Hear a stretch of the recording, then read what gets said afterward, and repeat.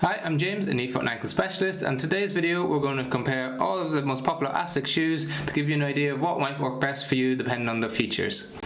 So the first thing we're going to talk about is drop height. So that's the difference from the back to the front of the shoe. All relatively similar throughout the range, except for we've got the Asics Gel-Kayano that's got a 10mm heel drop, whereas every other shoe that we have has an 8mm heel drop. Then in terms of weight, the heaviest is the Gel-Kayano, then it's the Gel-Nimbus, then the GT-2000, the Gel-Cumulus, and then the Novoblast.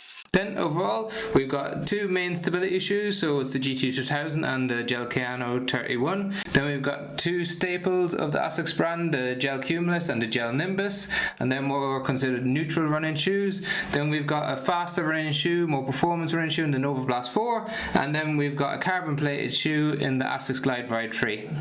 So first of all, in terms of stability, the most stable shoe that you have in the Asics range is the Gel-Kayano. This is the version 30, there's also a version 31.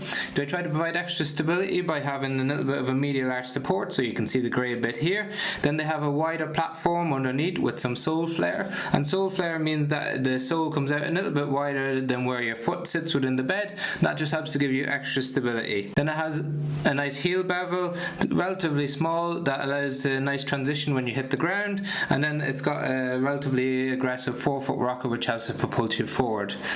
Differently in the Asics GT-2000, what they've done is they put their pure gel foam throughout the shoe, so this is the version 12, and that helps to give stability on the inner aspect of the shoe. So rather than having a medial post like you get in the Gel-Kayano, you have extra gel throughout the inside so that as you move inward it helps to resist that motion.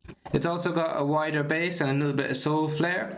Both of them are true to fit in size. They're nice and roomy in the toe box, so you don't need to think about getting an extra size up or a wide version. The GT-2000 has a nice cushioned heel that comes upward, so that can be nice if you get some Achilles irritation. But it's still cushioned on the Gel-Kayano, it drops a little bit lower, so if someone has something like an insertional Achilles problem or Haglund's deformity, they might not enjoy that pressure directly on the back of their heel. Overall, two excellent premium stability shoes. Then we have the Gel-Nimbus and the Gel-Cumulus. These are two of their staple neutral shoes. The Gel-Nimbus is slightly more plush cushioning. What that means is as you apply weight to it, your foot tends to sink into it, so it's really comfortable. It feels like you're walking or running on a cloud. A little bit more responsive in the Cumulus, so this is a little bit more feedback as you put weight through it. The Gel-Nimbus has the FF Blast plus cushioning eco, which means that there's 20% of the sole is made up of eco material, whereas the Cumulus has a typical FF Blast cushioning.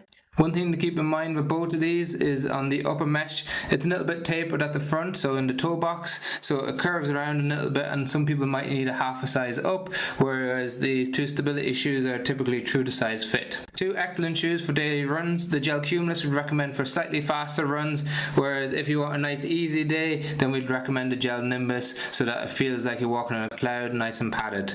Then if you're looking for a faster shoe, a more performance shoe, we'd recommend the Asics Novoblast. It's got its 8mm heel drop. As you can see, it's got a really big stack, so it's lots of cushioning when you hit the ground, especially on the heel, and it's got a more aggressive heel bevel. So what that means is, especially if you're a big heel striker, it provides a smooth transition from when you make contact with the ground through to the midfoot. It's got a relatively aggressive forefoot rocker that helps with your propulsion forward, and it's a really good, really bouncy, really resilient foam, so as you apply pressure to it, it really propulses you forward. Not as aggressive as what you'd see in some of the more super shoes of the Asics like the Super Blast, but an excellent all-rounder if you're looking for faster runs. Then if you're looking for a carbon plated shoe, you've got the Asics Glideride 3. This is a shoe that we'd only recommend to certain types of people, so people who have forefoot conditions, we find that it works well, although it does have a toe spring, so it means that it holds your toes slightly upward because that helps with the propulsion, and as you can see, it's got a really aggressive forefoot rocker, so it really helps propel you forward.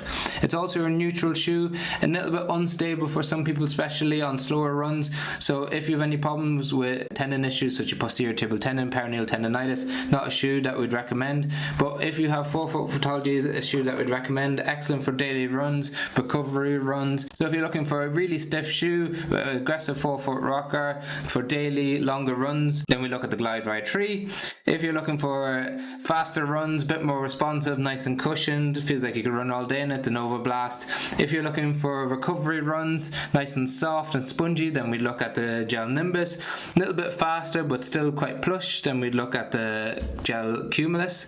And then if you're looking for stability shoes, slightly a lighter shoe that packs in lots of stability is the GT-2000. A more maximal stable shoe is the Gel-Kayano. If you've got any questions on any of these shoes, please leave them in the comment section. If you found the video helpful, please like and subscribe to the channel.